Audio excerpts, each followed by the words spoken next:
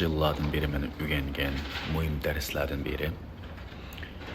Hem işlerimiz biz kütkendek tiz netice berişine dain.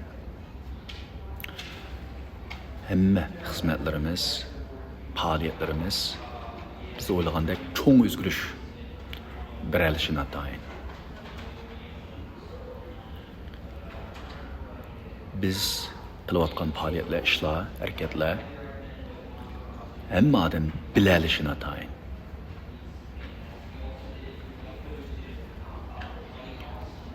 Biz kılıvatkan hizmet ve işler başkalar tarafından itiraf kılınışına dain. Ama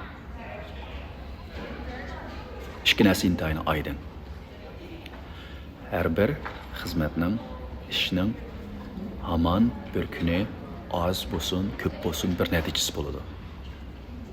Ahamiyati bo'ladi. Nurg'un dalillar, faktlar buni ko'rsatadi. Yana biri dünya bilsin bilmesin, itiraf qilsin qilmasin. Özgürlük bo'lsin bo'lmasin. O sizning mas'uliyatingiz. O sizning burchingiz. Eng aqalli insoniy burchingiz. Bu davomlashishi kerak. Cho'qim uni qildigan bir turkum kishilar bo'lishi kerak.